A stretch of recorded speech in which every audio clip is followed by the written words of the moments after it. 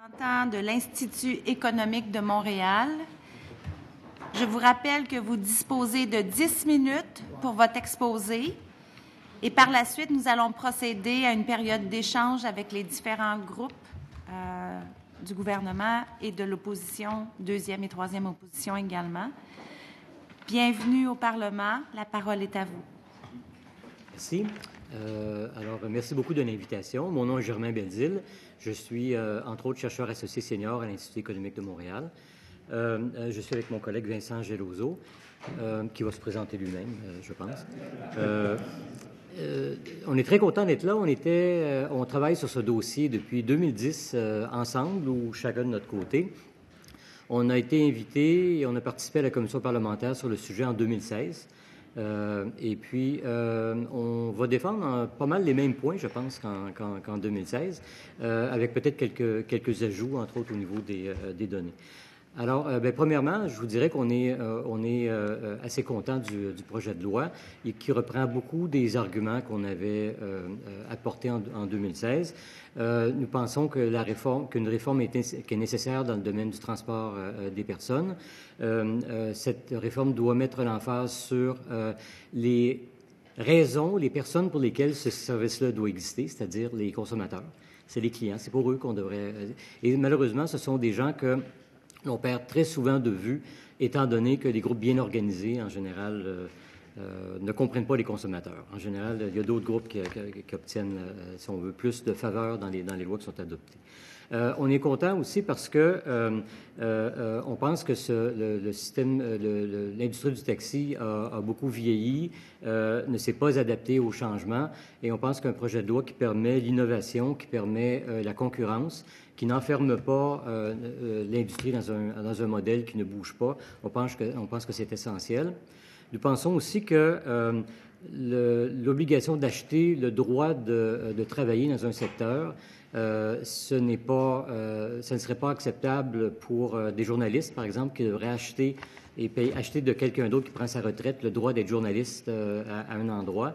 Et ce ne serait pas acceptable dans beaucoup d'autres domaines. C'est pas plus acceptable non plus pour conduire une voiture de taxi ou un autre moyen de transport. Une certaine forme de déréglementation se produit un peu partout dans le monde depuis 10 ans et plus. Il y a beaucoup d'études qui ont été faites sur le sujet. Entre autres, à l'OCDE, il y a une assez grande étude qui porte sur un grand nombre de pays qui a été faite. Et de façon très générale, très globale, on trouve qu'à l'OCDE et dans beaucoup d'autres études aussi, on trouve une déréglementation qui favorise les consommateurs et qui favorise la concurrence et qui favorise l'innovation. C'est extrêmement bénéfique et ça permet des développements, ça permet toutes sortes d'innovations qu'on ne prévoit même pas, en fait. Et pour cette raison-là, on pense que une bonne loi serait une loi qui non seulement tient compte des nouveautés dans l'industrie, mais tient compte de tout ce qu'on ne prévoit pas et qui va se passer dans le futur. Donc, ça prend un cadre réglementaire qui est très, très souple et qui va permettre justement aux gens qui ont des idées et qui veulent innover d'arriver avec ces idées et qu'on puisse en profiter. Un petit mot, parce qu'on était là il y a quelques minutes pour écouter les discussions au sujet des revenus dans l'industrie. Premièrement, il faut comprendre que la majorité des chauffeurs de taxi actuels ne possèdent pas un permis de taxi. Ils louent le permis de taxi. Alors, pour eux, la disparition d'un permis de taxi, on pense que c'est essentiel de les faire disparaître. Ça va être vraiment une amélioration notable dans leur situation. C'est anecdotique, mais je discutais la semaine dernière avec un chauffeur de taxi à Montréal qui me disait qu'il louait le permis, qu'il payait 450 $ par semaine pour louer son permis. Alors, faites le calcul, c'est 25 000 $ par année. Donc, le premier 25 000 $ de revenus de cette personne-là, c'est pas dans ses poches. Ça va à quelqu'un qui détient un permis, un papier, tout simplement.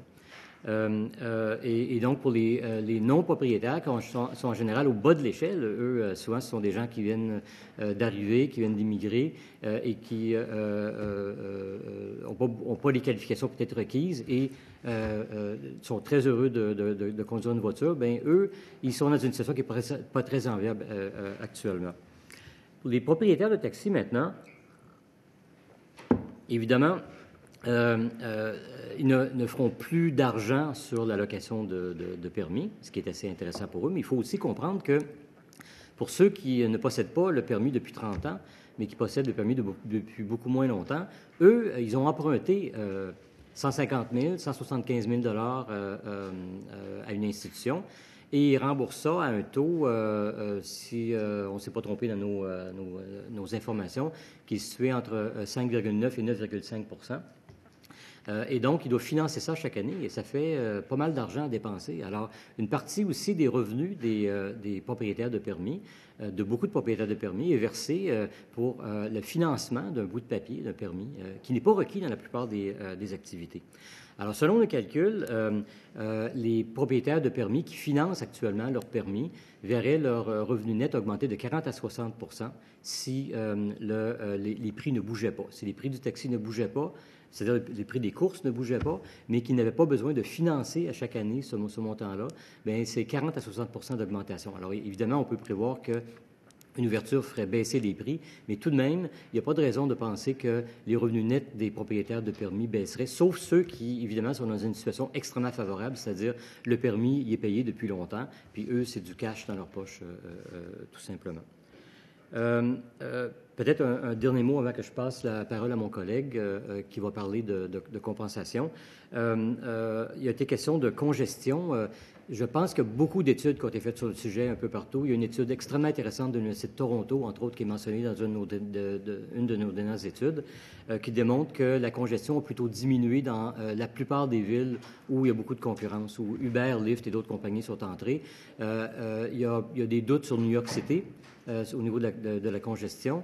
Mais dans la plupart des villes, y compris des grandes villes comme Chicago et autres, là, la congestion, en tout cas, les études démontrent que la congestion a plutôt diminué. Il faut comprendre que l'arrivée d'une offre beaucoup plus variée, surtout à des moments où tout le monde veut avoir un moyen de transport, mais ça permet à beaucoup de gens de décider de ne pas utiliser leur voiture pour venir en ville. Ça permet même à des gens de prendre la décision de ne pas avoir de voiture. Parce que s'ils ont besoin d'une voiture, ils peuvent louer pour une journée ou une demi-journée comme une auto ou un autre moyen de transport comme ça. Et puis pour se transporter d'un lieu à l'autre, s'ils n'ont pas le temps ou si le transport en commun n'est pas pratique, bien, ils savent qu'ils ne seront pas obligés d'attendre très longtemps, si c'est à l'heure de pointe, par exemple, ou s'il pleut, parce que l'offre va s'adapter à la demande. Alors, nous pensons que c'est une amélioration qui doit être faite avec une réforme. La réforme doit absolument faire disparaître les permis de taxi et doit absolument être assez souple pour qu'on tienne compte de toutes les innovations actuelles, mais les innovations futures aussi. Alors, je passe la parole à mon collègue. Merci, Germain. Vincent Geloso, je suis professeur invité en économie à Bates College au Maine et je commence une nouvelle position à King's College, qui fait partie de l'Université Western Ontario à partir du mois de juillet. Je suis aussi chercheur associé à l'Institut économique de Montréal. Maintenant, le point qui est important, c'est que je suis très content d'être ici parce que pendant plusieurs années, on a parlé des bienfaits d'ouvrir la porte à la concurrence, d'enlever les barrières à l'entrée, d'enlever ces barrières iniques à l'entrée.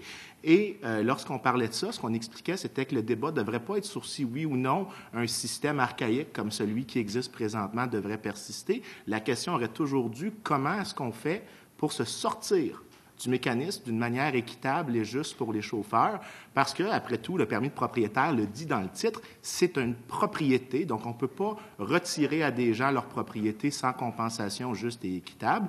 Et nous, ce qu'on dit, c'est qu'il y a des mécanismes qu'on peut s'inspirer de l'international pour faire cette compensation-là. Les exemples, par exemple, en Australie, où est-ce que le best practice, si vous me permettez l'anglicisme, c'est de racheter les permis et de financer ce rachat, de les racheter à la valeur comptable, c'est important de souligner ce détail-là, de le racheter à la valeur comptable et de financer le rachat via une taxe transitoire. Et quand je dis transitoire, je mets vraiment l'emphase sur le fait qu'elle doit être inscrite de manière législative avec un terme, donc un sunset clause, comme disent les Américains, qu'elle doit venir à terme. Et donc, les revenus de cette taxe sont versés directement aux chauffeurs pour les compenser de leur propriété qui, à toute fin pratique, qui leur est retirée.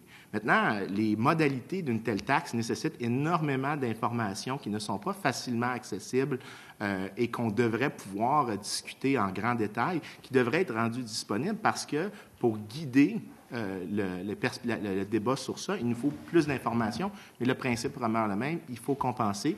Et le best practice en termes de compensation, c'est de financer le rachat via une taxe temporaire. Vous avez terminé? Je vous voyais être prête à m'interrompre. Merci beaucoup, messieurs, pour cet exposé. Nous allons amorcer le début des échanges avec les membres de la commission du côté du gouvernement. Donc, Monsieur le ministre. Merci, Madame la Présidente. Messieurs, merci d'être là. Vous m'avez peut-être entendu, là, j'ai posé la même question aux deux intervenants avant vous, à savoir, je suis à votre première page, là, dans les points, voici certains des effets du système de quotas et de permis de taxi, les points A, B, C, D, E. Vous dites qu'il a réduit de moitié l'offre de taxi relativement à la population. Je suis allé voir votre tableau entre 1973 nécessairement et aujourd'hui. Je comprends qu'il y a la moitié moins de taxis pour 10 000 habitants.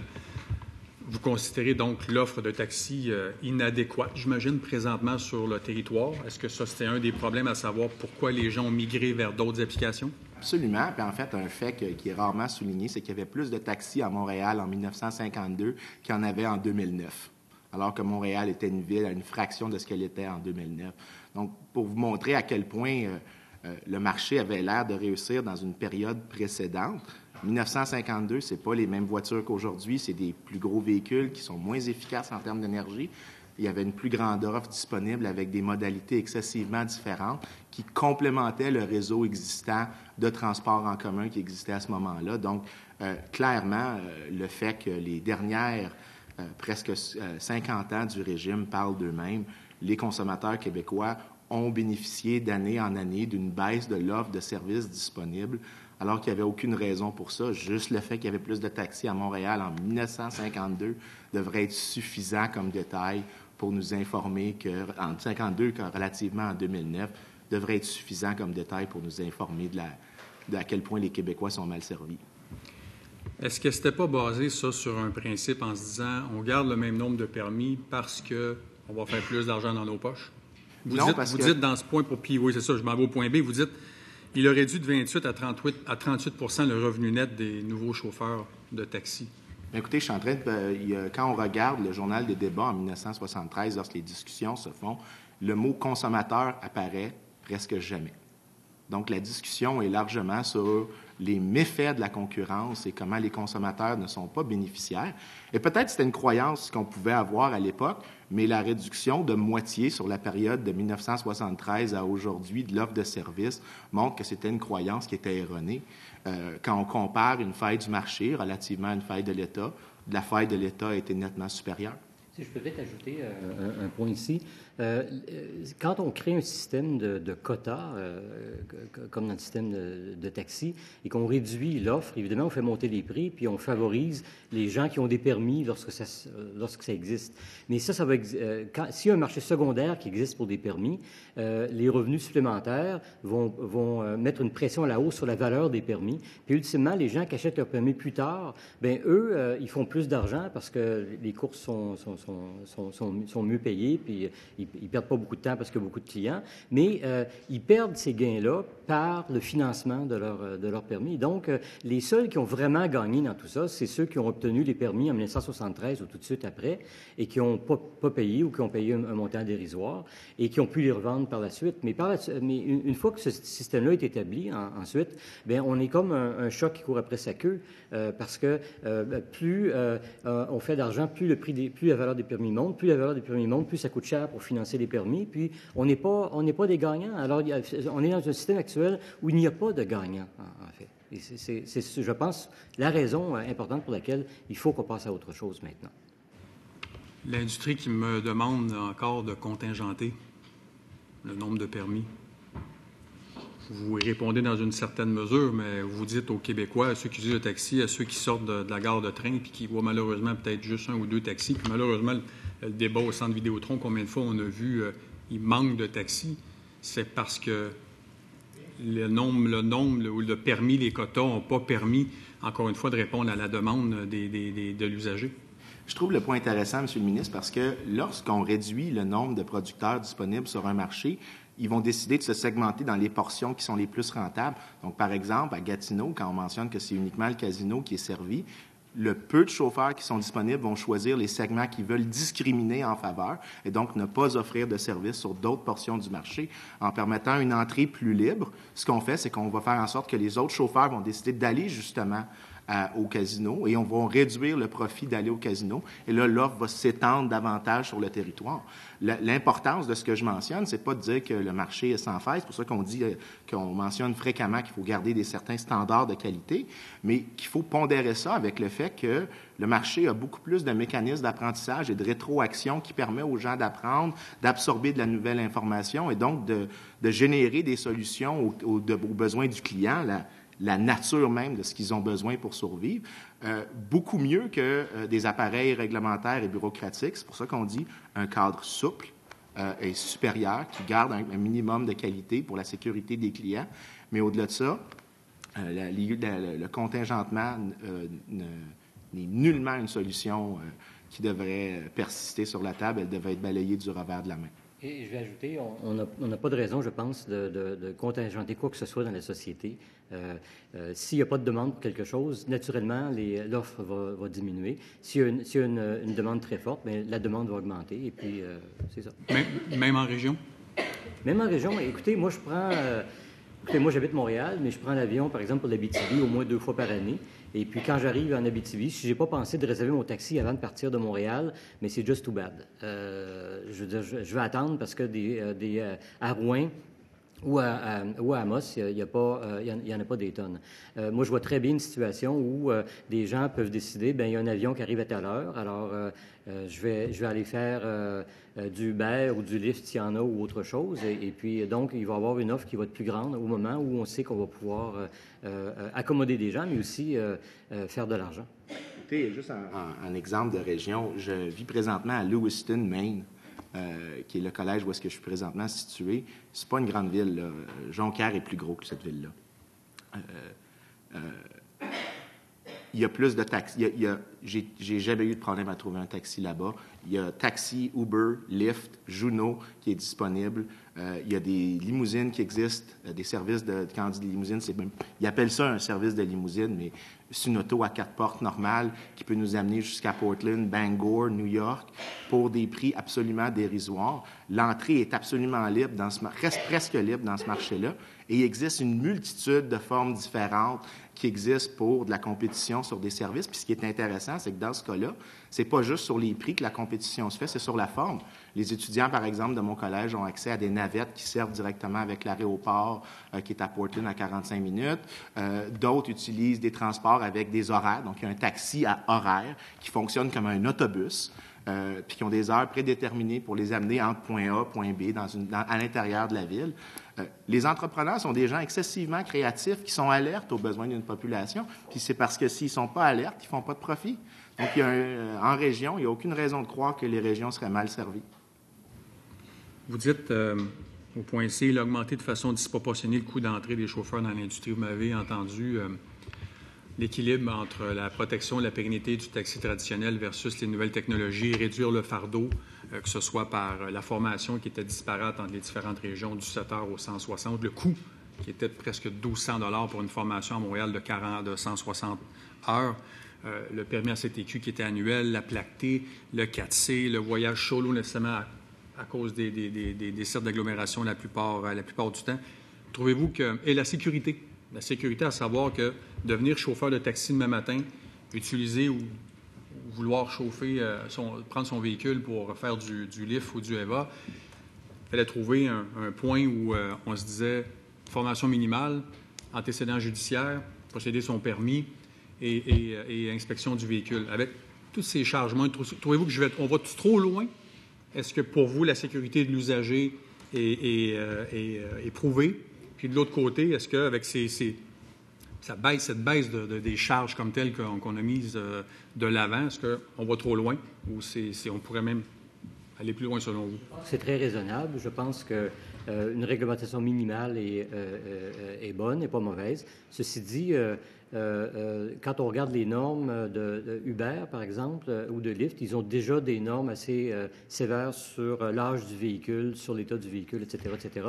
En fait, les entreprises ont un intérêt à garder, à ne pas mettre leurs clients en danger, offrir des véhicules de bonne qualité pour ne pas perdre leur réputation. Je pense que ça va être fait d'une façon assez naturelle, mais si on veut inclure ça dans la loi, si les contraintes ne sont pas majeures, et je pense que c'est ça qui est important, il ne faut pas introduire de contraintes qui vont faire, par exemple, l'obligation de faire 4 semaines de cours à temps plein, par exemple, bien ça serait une contrainte majeure qui ferait que quelqu'un qui vient étudier à Montréal pendant 1 an ne ferait pas de taxi ou Uber ou autre chose parce que ben il n'y a pas le temps de passer 4 semaines à temps plein dans une formation. Alors, je pense qu'il faut garder ça minimal, mais les contraintes au niveau du dossier judiciaire et tout le reste, je pense que c'est tout à fait adéquat. Germain, je voudrais juste ajouter quelque chose pour défendre ici les chauffeurs, parce qu'on oublie quelque chose dans ce débat-là sur les chauffeurs qui est très important, c'est que le cadre réglementaire qui a existé pendant longtemps n'a pas servi pour les protéger. Un des métiers, par exemple, aux États-Unis, avec les plus hauts taux de mortalité occupationnelle, c'est les chauffeurs de taxi qui sont généralement plus souvent victimes de crimes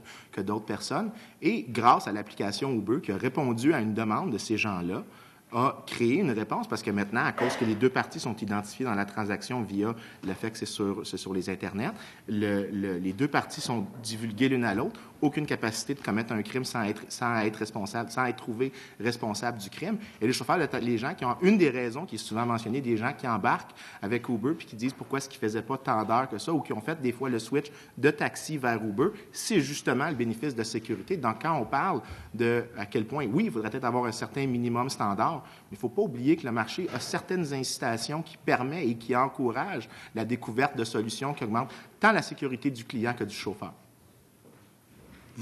Tantôt, on a eu une discussion sur est-ce que moi, je reste persuadé qu'avec cette formule qu'on a mise en place, c'est coût moindre que le chauffeur de taxi aura plus de sous dans ses poches. Vous dites, vous, là, que le revenu de ces chauffeurs pourrait augmenter, vous avez dit tantôt, près entre 40 et 60 %. Et j'arrive à une des questions du député de Lapinière qui disait tantôt aux chambres de commerce, sur quelle base vous pouvez dire ça, que une déréglementation va amener plus d'argent. Vous dites dans un de vos points, 19 études sur 28 démontrent qu'une forme de déréglementation amène nécessairement plus de concurrence, transparence, nécessairement, puis une pensée usagère avant toute chose. Mais de l'autre côté, au-delà de tout ça, moi, il est immensément important, je l'ai mentionné maintes et maintes fois, d'assurer la pérennité de l'industrie. Il y a 50 millions de courses au Québec présentement, 40 millions qui sont faits par l'industrie traditionnelle. Alors, protéger, moi, cette industrie, puis leur dire on peut aller encore plus loin pour aller chercher des parts de marché ailleurs. L'autre 10 millions, vous comprendrez que c'est les applications mobiles. Expliquez un peu pourquoi vous considérez donc que ces revenus vont augmenter avec les mesures qu'on met en place, puis de l'autre côté, les études. Vas-y, puis je comprends. L'hypothèse qu'on fait, c'est qu'on va imaginer que les prix sont fixes pour un instant. C'est que combien est-ce que le fardeau pour les nouveaux chauffeurs est d'acquérir la licence en termes de paiement d'intérêt mensuel. Et le scénario, puis ça, c'est pas le taux le plus bas de 5,9 % qui représente à peu près 8 000 $ annuels qui est grugé dans les revenus nets d'un chauffeur. C'est considérable. Ça augmente... c'est un 8 000 de plus dans leur poche, c'est considérable. Mais ça, c'est pas le taux que les nouveaux chauffeurs ont généralement tendance à payer. C'est le prix, on a pris le plus bas et le plus haut du marché. Quand on prend qu'est-ce que les gens ont tendance à payer le plus possible, ça se rapproche plus haut du barème de 9,5 % parce que la plupart des nouveaux joueurs sont des gens que les institutions financières perçoivent comme étant plus à risque. Donc, par exemple, des nouveaux arrivants, des gens qui sont de minorité visible, des gens qui sont considérés avec moins d'actifs financiers qui peuvent être utilisés comme collatéraux. Donc, ces gens-là, eux, sont plus eux qui se rapprochent de payer le 9,5 %, donc beaucoup plus que 8 000 $ par mois, 8 000 $ par année, excusez-moi, pas par mois, 8 000 $ par année en paiement additionnel qui doivent être faits. On enlève ça, c'est un coût d'opération en moins. Si on peut complémenter la réforme, naturellement, on garde le KVA, qu'il est nécessaire de compenser justement, mais d'arriver avec d'autres mesures qui réduisent les coûts d'opération mensuels pour un chauffeur, qui permettent de rendre la tâche plus facile pour un chauffeur de taxi dans le format traditionnel, mais aussi de pouvoir varier la manière dont le service est produit. On lui donne le plus de latitude possible pour s'adapter à sa clientèle en lui mettant le moins de barrières financière dans les jambes, c'est un package deal, si je peux me permettre encore une fois un anglicisme, qui serait nettement supérieur. Si je peux peut-être ajouter juste un point ici. N'oublions pas non plus que plus de la moitié des chauffeurs n'ont pas de permis et louent un permis à quelqu'un d'autre. Alors pour eux, la disparition des permis, ça veut dire une amélioration considérable de leur situation, parce qu'ils n'auront pas besoin de louer, pas une voiture, mais louer un papier pour avoir le droit de gagner leur vie. Une petite question avant de laisser la parole à mon collègue de Bourget. Sur une course, si je la paie à 10 $, quelle portion de ce 10 $ sert uniquement à soutenir la valeur ou le système de permis, selon vous? Sur cette base-là, je ne l'ai pas calculé. Je l'ai vraiment calculé sur la base du revenu, le revenu annuel. On s'était servi de ça, des calculs qui étaient provenus de la flotte de Tax Elco, donc celle de M. Taillefer, qui avait des données qui étaient internes à lui, donc des données qui étaient pas basées sur des hypothèses, donc c'était des données que lui-même avait générées à partir d'opérations propres. Donc, on estimait que c'était des données qui étaient le plus proche de la réalité du marché. Malheureusement, les données du genre de M. Taillefer n'ont pas été mises à jour depuis un certain moment. Député de Bourget. Monsieur le député de Bourget, merci. Premièrement, merci à vous deux. Merci à l'Institut économique de Montréal d'être venu présenter un mémoire. Je suis quand même un élu de Montréal. Si je regarde votre tableau 1 et je regarde quelle est l'évaluation que vous avez faite par rapport à ça, je me posais la question en relation avec ce que le ministre vient de mentionner, le 40 millions de courses. Il me semble qu'il y a un très grand nombre de voitures disponibles actuellement à l'intérieur de l'industrie du taxi qui fait ces 40 millions de courses-là. Est-ce que vous voyez cette industrie-là réagir et aller profiter de la tarification dynamique et de faire monter ça à 45 millions de courses? Là, il y aurait, il me semble, un avantage économique intéressant, une ouverture dans un marché fort intéressant. Est-ce que vous voyez ça de cette façon-là? Est-ce que vous avez un commentaire là-dessus? Le fait que l'offre de taxi au Québec ait diminué de moitié relativement à la population, ce qu'on peut dire la demande, nous laisse à croire qu'il y a énormément de place pour la taille du marché de grandir. Mais c'est aussi important de souligner que quand l'offre augmente, il y a des fois des effets dynamiques qui font augmenter aussi la demande. Donc, le fait que les prix vont baisser vont permettre à des nouveaux consommateurs d'entrer, mais aussi à des gens de changer leur manière de consommer. Je vais vous donner un exemple qui est très personnel. Un économiste hypothétique qui n'existe absolument pas, qui n'a pas de permis de conduire de permanent et qui continue constamment de... Je pense que vous comprenez le sarcasme. Qui continue constamment de refuser d'embarquer d'acheter une automobile, d'acquérir un permis de conduire parce que c'est pas nécessaire de nos jours, que je peux utiliser la capacité inutilisée de d'autres personnes, alors qu'auparavant, à l'absence de ces alternatives technologiques-là, cet économiste hypothétique n'aurait pas accédé à ces services, aurait juste cédé à la tradition, à la manière traditionnelle d'utiliser des services de transport. Alors, la taille du marché peut clairement augmenter pour satisfaire des gens qui sont à la marge non intéressés par la manière actuelle de transportation, donc de substituer d'une automobile vers ne pas utiliser cette automobile. Il suffit de regarder quel groupe d'âge maintenant a le moins de taux de permis de conduire. Les plus jeunes, quand on les compare au même groupe d'âge une génération au précédent, le nombre de gens qui ont un permis de conduire parmi cette population-là était presque infime, justement parce qu'ils embarquent dans un marché qu'ils n'auraient généralement pas embarqué grâce aux nouvelles technologies. Ce qui signifie que votre économiste hypothétique doit avoir en bas de 30 ans. Non. Non? Même pas? Malheureusement. Malheureusement. Non, je pense que l'idée est excellente et ça favorise, ça permet d'éviter, en partie seulement, l'auto-solo. Donc, il y a un avantage environnemental en même temps.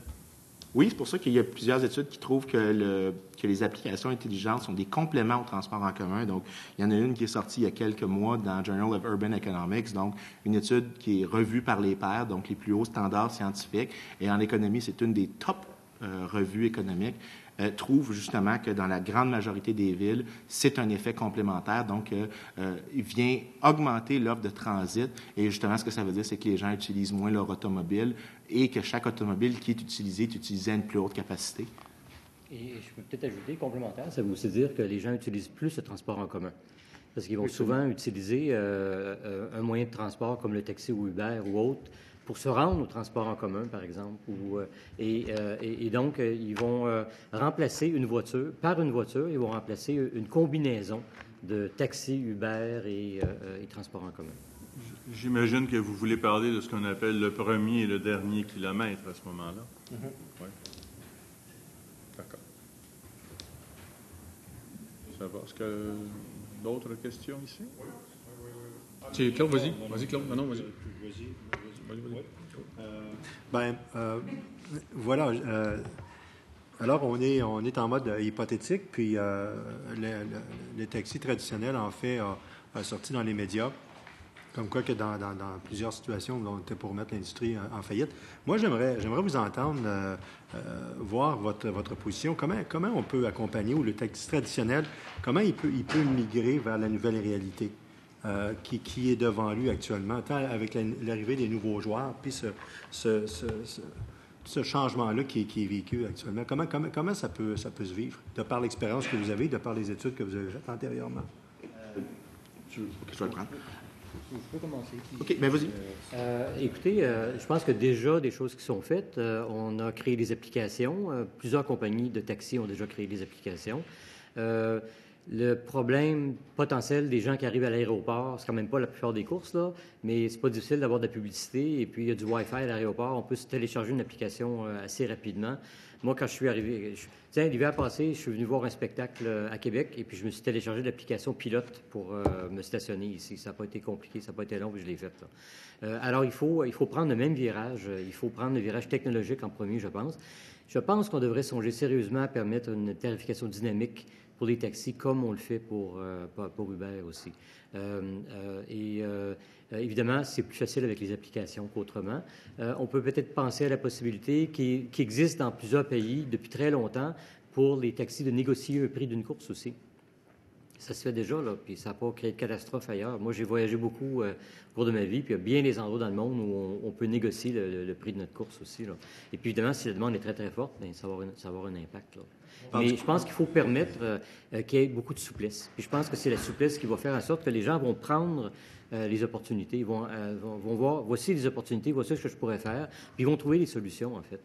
Et je ne pense pas que ce soit au gouvernement de trouver la solution pour l'industrie du taxi. Je pense que l'industrie va trouver ses solutions, mais si on lui donne un peu de souplesse. Les taxis vont pouvoir faire cette tarification dynamique-là. C'est dans le projet. Mais moi, c'était plus au niveau de l'industrie. Comment elle, on parle du consommateur, mais comment elle, l'industrie peut embarquer là-dedans, dire OK, j'accepte le projet de loi, puis on procède à ce changement-là parce que c'est inévitable. En fait, ça change partout dans le monde actuellement. Il y a une vieille expression en anglais, « There is nothing that focuses the mind much more ». Right? Le but de cette expression-là, c'est de dire, comme expert, nous, ce qu'on peut vous dire, c'est de vous parler des principes économiques, mais les gens dans l'industrie sont conscients de leurs contraintes, sont conscients de leur environnement, sont conscients de leurs clients. Ils ont des détails qui sont des connaissances tacites qui ne sont pas quantifiables facilement. Pour les économistes, on peut les voir lorsqu'on les observe, mais puisqu'elles sont tacites, eux en sont conscients beaucoup mieux que les gens qui sont à un niveau, à une altitude plus élevée qu'eux. Et c'est mieux de leur laisser justement le plus de souplesse possible pour découvrir. Parce que c'est ça l'importance du mécanisme de marché, c'est de laisser le processus de découverte fonctionner, d'essayer des nouvelles choses, et si ça ne fonctionne pas, on passe à une prochaine tentative. Et quand on dit souplesse, c'est justement de pouvoir essayer constamment, réessayer constamment, et si on trouve quelque chose qui ne fonctionne pas, rapidement se réajuster et corriger le tir, et pas être coincé dans une voie pendant un long moment, ce que les permis de taxi font d'ailleurs. Une fois qu'un chauffeur s'il découvre qu'il n'aime pas le métier, que ce n'était pas ce qu'il pensait, il ne peut pas sortir tant qu'il n'a pas vendu le permis. Ça, c'est une absence de souplesse. Il faut avoir une souplesse, justement, pour avoir du dynamisme. Sans souplesse, pas de dynamisme, que de la rigidité, et à toute fin pratique, de la taxidermie économique. Merci. Nous allons poursuivre nos échanges avec l'opposition officielle. Monsieur le député de Lapinière, vous disposez de 15 minutes 20 secondes. Merci, Mme la Présidente. Alors, M. Belzile, M. Geloso, je suis bien content de vous rencontrer tous les deux. Particulièrement vous, M. Geloso. Vous avez écrit un livre, puis vous savez que je l'ai lu, parce que vous avez commenté mon commentaire à un moment donné, puis je vais le recommander à tout le monde. Ça s'appelle « Du grand rattrapage au déclin tranquille, une histoire économique et sociale du Québec de 1900 à nos jours ». Sur Amazon. Je recommande à tout le monde de le lire parce que c'est très intéressant parce que vous y parlez dans ce livre-là exactement de ce qui va se passer à l'industrie du taxi. Un grand bouleversement économique qui a amené 1 million de Québécois à s'en aller aux États-Unis. Et d'ailleurs, je me demande si vous n'êtes pas allé à Weston dans cet esprit-là parce qu'ils sont allés là, les Québécois, entre autres. Et je trouve ça assez amusant de voir que votre histoire fit avec celle du siècle passé de bien des Québécois francophones. Ceci dit, vous comprenez mon lien. Il y a eu un grand dérangement économique pour une population au tournant de l'avant-dernier siècle, là, pas le siècle dernier, évidemment, on a changé de siècle, et ça a amené des grandes perturbations énormes qui ont obligé des gens à plus que transformer leur vie parce qu'ils étaient dans un environnement non viable, pour toutes sortes de raisons. Je ne vais pas débattre des raisons. Je veux juste vous dire que je vous ai lu, puis vous décrivez aujourd'hui dans le taxi ce qui va se passer en 1900. Les quelques. C'est amusant, n'est-ce pas? Comme vous n'attendiez pas à ça, hein? Je ne m'attendais pas à ça, je vous le confesse. Comme ça, moi, j'ai toujours plein de surprises. Alors, mais c'est ça la réalité. La réalité, moi, là, honnêtement, là, le ministre aime beaucoup parler du passé. Tout le monde aime parler du futur. Moi, ce qui m'importe, c'est aujourd'hui. C'est ça qui m'importe. Ce qui m'importe, ce sont les impacts sur les gens. Moi, là, il n'y a personne qui va contester sur le plan économique le fait que, et même les gens de l'industrie du taxi ne contestent pas qu'il y avait des choses problématiques qu'il fallait régler, changer. Même l'industrie du taxi admet, là, puis c'est pas une grosse admission, là, que les temps changent. Il y a une pression, elle est là. Vous n'allez quand même pas me faire croire que l'industrie du taxi n'est pas prête à faire face à ça. Ils veulent le faire. C'est ça que j'entends, moi, de l'industrie du taxi. Maintenant, comment qu'on le fait? Alors, vous avez certainement été heureux, me connaissant, de vous avoir cité positivement aujourd'hui à la période de questions. Je vous ai cité, et je ne vais pas vous reciter parce que vous savez ce que j'ai dit, mais ça, c'est important. Il y a un enjeu fondamental qui est la compensation, et pas besoin de vous dire que quand j'ai lu l'article, j'ai vu, M. Geloso, votre nom sur l'article, j'ai dit, c'est Noël. C'est fantastique, c'est un cadeau du ciel. Je pose la question. L'Institut économique de Montréal, comme j'ai dit dans la question, qui n'est pas exactement à gauche, ce n'est pas une critique, c'est un fait, de proposer de s'assurer de compenser complètement les propriétaires de taxis par équité. Écoutez, là, j'en revenais pas. Je vous dis bravo là, que vous l'ayez dit comme ça. Vous êtes les premiers à le dire après moi. Bonne affaire. Mais là, vous êtes l'Institut économique, là. Moi, je vais vous soumettre ceci. Moi, je pense que votre solution de la taxe n'est pas la bonne solution. Et là, on va parler économie. Puis je vais vous dire pourquoi. C'est pas la bonne. OK? L'argument du ministre et du premier ministre, c'est toujours le même argument, là. On ne peut pas faire ça aux contribuables. Comme si l'enjeu du taxi était détaché selon sa forme des contribuables et selon une autre forme, c'était les contribuables. Ben non. C'est toujours le contribuable qui paye. Il paye pour la course, il paye pour la compensation, il paye par ses impôts pour la compensation, et ainsi de suite. C'est toujours le contribuable. On ne peut pas arriver et dire, on ne peut pas les compenser. Là, je prépare ma question, vous comprenez que je suis rendu dans la question, là. On ne peut pas prendre l'argument des contribuables, c'est toujours le contribuable. Alors, quand on a à faire une compensation, la compensation doit s'inspirer du principe de l'assurance, donc de la mutualisation de la compensation. La taxe est plus lourde pour le contribuable qu'une compensation gouvernementale. Dans tous les cas, là, c'est le contribuable qui paye. Si vous y allez, vous direz, votre contre-argument, ça m'intéresse, c'est un échange, là. Vous nous éduquez. Puis peut-être que j'ai tort, puis je vais accepter d'avoir tort si j'ai tort, mais je n'ai peut-être pas tort. Alors, le contribuable, lui, là, s'il paye par la taxe, il y a un montant plus grand par contribuable pour compenser entièrement le montant à être compensé. Si c'est par une mesure gouvernementale, bien, c'est mutualisé. C'est tous les contribuables. Puis juste, je comprends là, qu'on peut débattre de ce que je vais dire, mais pour simplifier l'argument, pour que ceux qui nous écoutent comprennent, bien, s'il y a 1,3 milliard de dollars à compenser et que le gouvernement actuellement en compense pour 500 millions, il en manque essentiellement 800 millions à compenser. On s'entend, là, c'est une arithmétique qui n'est pas trop compliquée. Bien, il y a 6 millions de contribuables. Hein? En fait, il y a 4 millions de contribuables. Il y a 37 du monde qui ne paye pas de taxes et d'impôts. Il en reste 4 millions. Je n'ai pas mis les entreprises à dessin là-dedans pour simplifier le calcul. Sur 10 ans, ça revient à 20 $ par année par contribuable. Si c'est l'État qui le fait, là, ça revient à 20 $ par contribuable pendant 10 ans. Payeur de taxes, pas contribuable qui ne paye pas de taxes. Parce que ça serait à peu près la moitié moins si on prenait tous les contribuables, les 6 250 000 contribuables du Québec. Alors, moi, là, je suis très heureux de vous entendre dire qu'il faut les compenser entièrement. Bien d'accord avec ça. Votre chemin, je trouve que c'est un chemin intermédiaire. Je ne vous dis pas qu'il est mauvais. Je vous dis juste qu'il est plus lourd pour le contribuable parce qu'il est au point de service que si c'est l'État. Et là, je prends l'exemple que j'ai pris à plusieurs reprises. Écoutez, là, le gouvernement, là, d'un chapeau de magicien a sorti un lapin de 15 milliards de dollars pour le PQI des 10 prochaines années, on ne sait pas trop ce qui va aller, on ne le sait pas trop, mais ils ont sorti ça. Imaginez là, s'ils avaient décidé sur 10 ans de dire « OK, on va compenser les chauffeurs de taxi, les propriétaires de permis ». Alors moi, je vous dis simplement la chose suivante. Là. Je vous pose la question maintenant, plus précisément. Là. Il y a plusieurs chemins pour compenser les propriétaires de taxi. Vous avez proposé le chemin de la taxe. Mais je comprends là, que pour vous, là, ce qui est équitable, c'est de compenser complètement. Vous avez dit tantôt qu'il fallait, c'est-tu vous qui avez dit ça ou c'est le groupe précédent, que ça devrait être fait à la valeur comptable? Non, ça, c'est vous autres, ça. La valeur comptable. Oui, mais la valeur comptable, j'imagine que ce que vous voulez dire, c'est la valeur aujourd'hui au 31 décembre 2018. Alors, la valeur comptable, comment l'identifiez-vous? Là, là, je le sais à peu près comment vous allez me le dire, mais juste pour le bénéfice de ceux qui nous écoutent, qui ne sont pas rompus à ces principes-là nécessairement. Quand vous achetez une maison, c'est la même chose que quand vous achetez un permis de propriétaire, vous prenez une hypothèque, il y a une valeur qui est inscrite sur l'hypothèque. Cette valeur-là, c'est la valeur comptable. Donc, OK. Ça veut dire que les chauffeurs qui ont acheté un permis en 1985, par exemple, vont recevoir la valeur comptable de ce qu'ils ont payé, donc la valeur lorsqu'ils ont pris une hypothèque en 1985. Et ceux qui ont acheté cette année, donc les derniers entrants, ceux qui ont payé le plein prix du système sont compensés pour le prix qu'ils ont payé. Donc, on les compense justement à la valeur comptable. Mais ici, ce qu'il faut comprendre, puis je vais faire deux nuances sur votre propos, Monsieur le député. Le premier... Pas sur le livre. Pardon? Pas sur le livre. Non, pas sur le livre, absolument pas. La nuance que je vais faire, c'est c'est une propriété. Oui. On ne peut pas retirer à des gens leur propriété sans compensation. Aux États-Unis, les Américains appellent ça eminent domain, but there must be just compensation. Bien, même chose ici, il doit y avoir juste compensation. C'est la propriété de quelqu'un.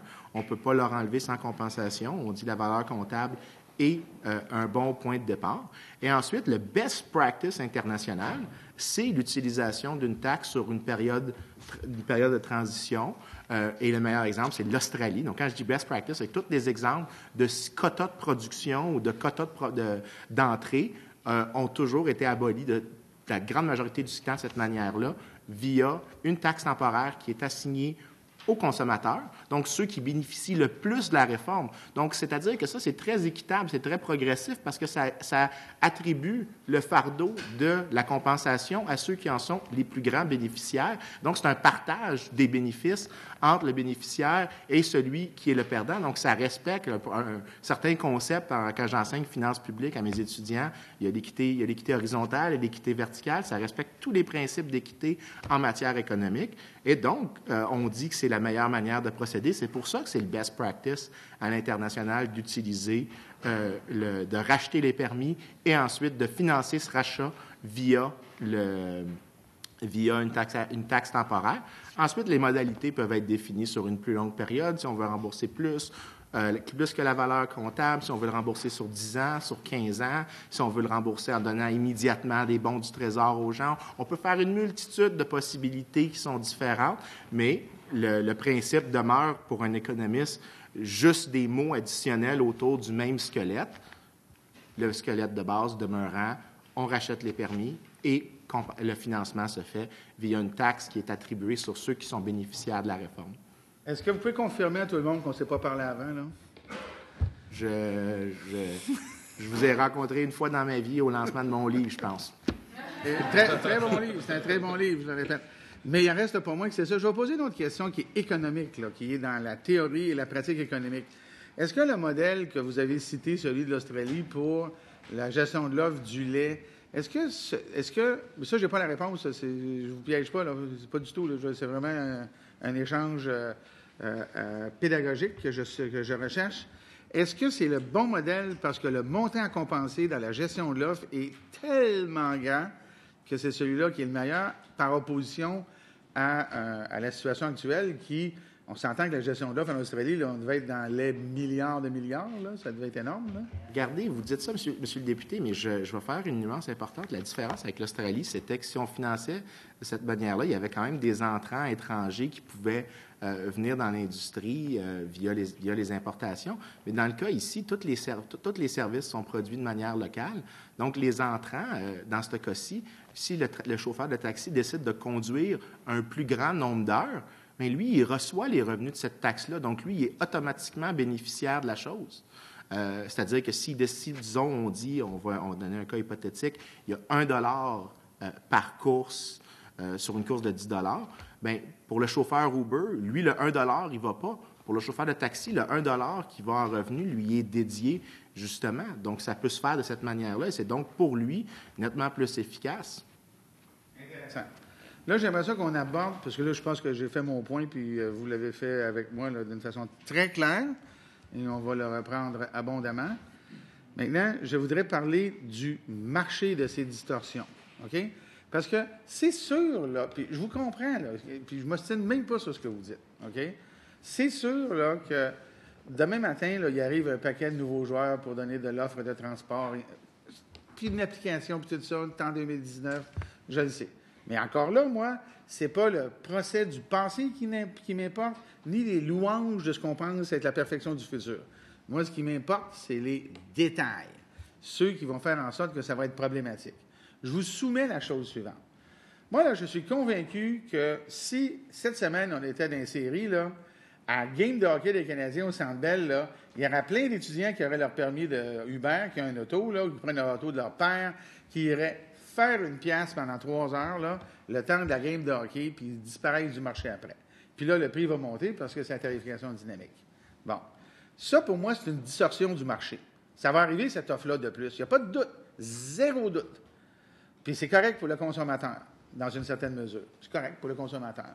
Mais pour le chauffeur qui gagne sa vie tout le temps là-dessus, là, dans un système, puis vous l'avez dit vous-même, qui, par la concurrence, vient baisser le prix de la course en moyenne. Comment le ministre là, peut-il affirmer, puis je vous demande si vous êtes d'accord avec ça, affirmer, là, puis d'une façon catégorique, c'est les 10 commandements sur la montagne, c'est la Bible. Avec ce système-là, les chauffeurs vont faire plus d'argent après qu'avant. Moi, pour moi, là, je le vois pas, puis j'ai pas l'expertise. Vous l'avez plus que moi. Mais quand on regarde ce qui se passe à la planète, ça semble ne pas être le cas. Bien, je vais me permettre une réponse. On baisse leurs coûts. Les taux d'intérêt chaque mois, non, c'est impossible qu'on baisse pas le revenu qu'on n'augmente pas le revenu de quelqu'un si on baisse pas leur coût d'opération. C'est la base. Je comprends ce que vous dites. Ça, c'est à la condition que la grille tarifaire soit en moyenne la même qu'avant, alors que la grille va être plus basse. La grille va être plus basse, mais les coûts vont être significativement plus bas. Oui, mais alors là, ça devient une question d'équilibre entre les deux. Ça devient une question d'équilibre entre les deux.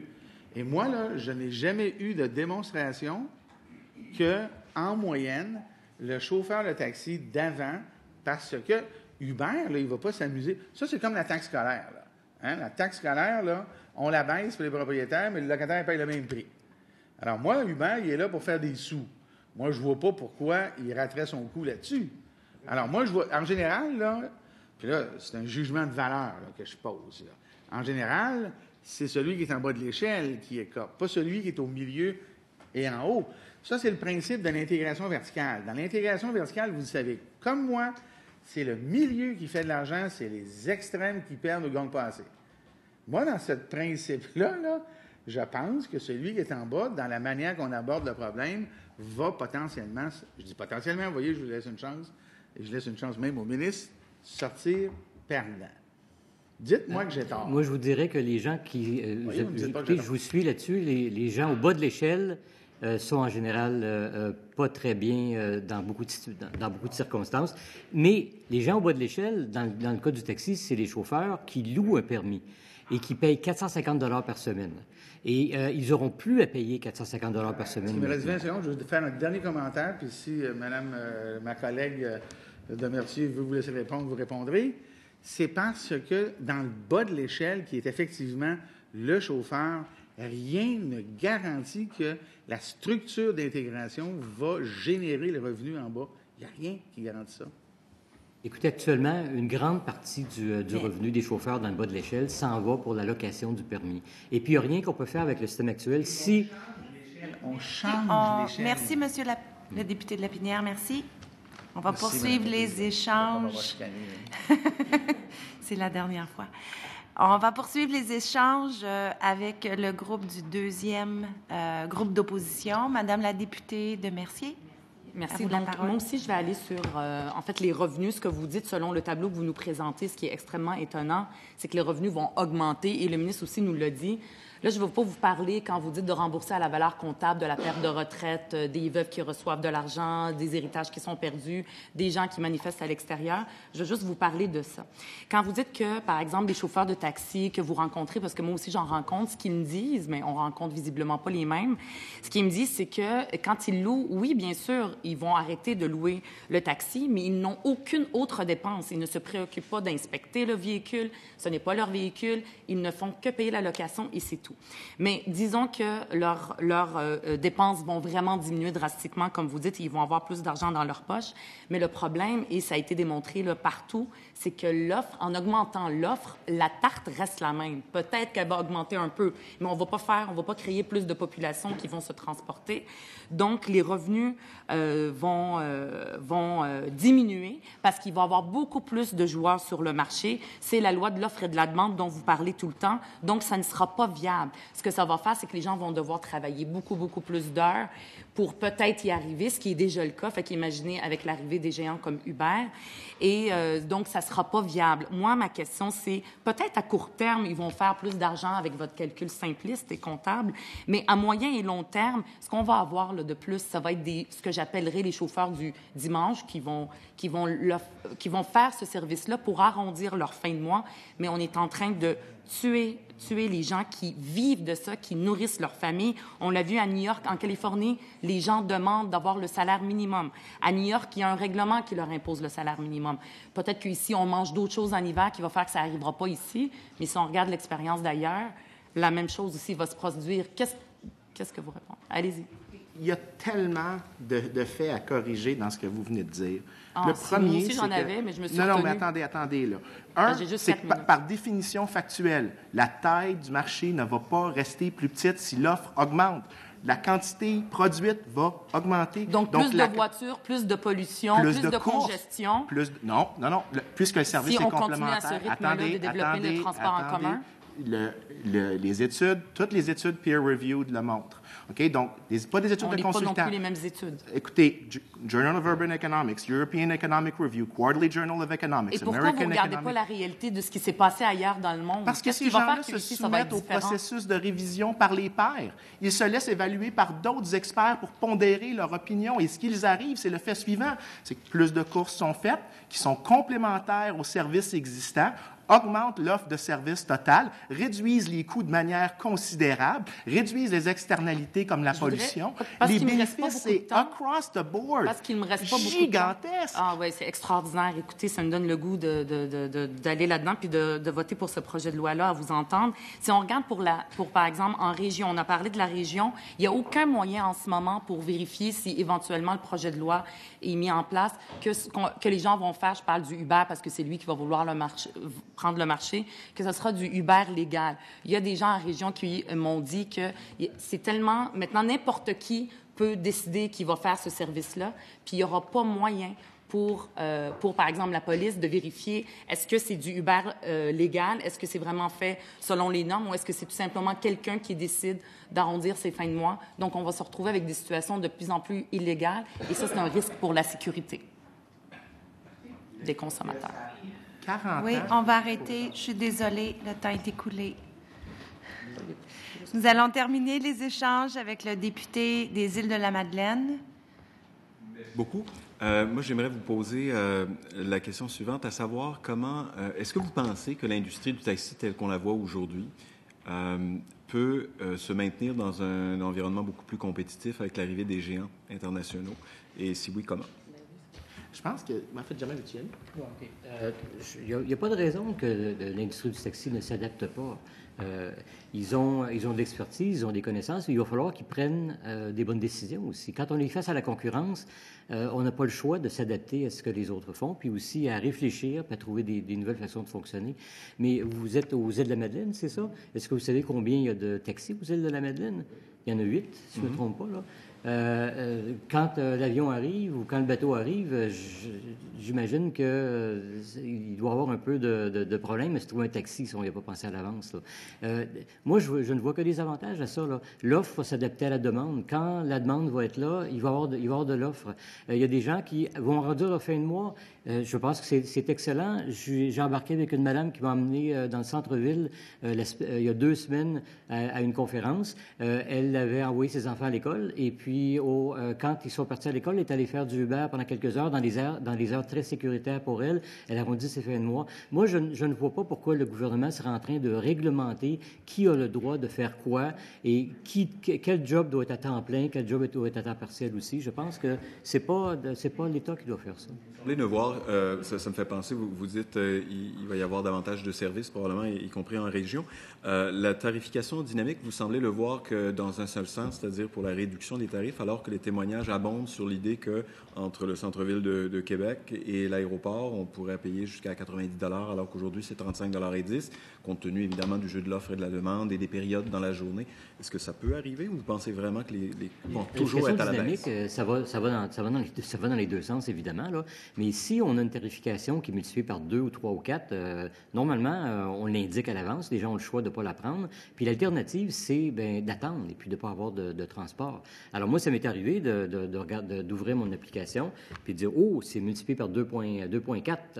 Alors, là, je vais prendre un autre moyen, tout simplement. Là. Mais vous pouvez considérer qu'il y a des gens qui n'ont pas les moyens de prendre d'autres moyens, par exemple les personnes aînées, les plus jeunes qui sortent le soir, 20 $ pour venir sur la Grande Allée, pour le retour 90, je vais plutôt prendre ma voiture en état d'ébriété. Est-ce que c'est possible qu'il y ait cette pression-là? Il y a des situations, écoutez, il y a des situations qui sont relativement exceptionnelles. Mais ça n'arrive pas souvent des trucs comme ça parce que, justement, l'offre s'adapte à la demande. Si on se rend compte que tous les vendredis soirs, les prix montent beaucoup, il y a des gens qui vont décider, mais tu sais, moi, je vais commencer à faire du taxi ou l'équivalent. Et puis, ça s'équilibre tout ça, là. La question parce que c'est un peu comme le même problème qu'il y a, par exemple, où, à ce temps-ci de l'année, le céleri est très cher. Vous n'êtes pas obligé de l'acheter, le céleri, là. Il est très cher. Mais il est très cher. Par exemple, je voudrais quand même vous poser la question sur le céleri, parce qu'aux Îles-de-la-Madeleine, le céleri, il est cher à longueur d'année. Et Internet est cher à longueur d'année, il n'est pas toujours disponible. Et l'avion est cher à longueur d'année, il n'est pas toujours disponible. Qu'est-ce que vous avez à dire aux gens des régions qui payent le céleri plus cher que partout ailleurs à l'année et payent leur Internet qui est à basse vitesse à l'année, mais qu'ils payent plus cher que partout ailleurs? Bref, l'ensemble des régions du Québec qui sont dévitalisées, comment pouvez-vous imaginer que le libre marché leur donne davantage de services à moindre coût? Le cadre réglementaire précédent a échoué pendant 40 ans. La réalité, c'est que le cadre réglementaire a échoué pendant 40 ans en soi. C'est un témoignage de preuve de qui a les plus grandes... C'est pas de faire une défense du marché. Je suis le premier économiste à dire qu'il existe des failles de marché, mais ces failles du marché doivent constamment être prises en compte en contrepartie des failles de l'État. Et les failles de l'État ont été vues pendant 40 ans dans l'industrie du taxi, notamment en région où est-ce que les services n'ont pas été suffisants. Merci beaucoup. Merci. Merci beaucoup, messieurs, pour ces échanges. Je suspends les travaux quelques instants pour permettre aux représentants ou à Monsieur Lavoie de prendre place.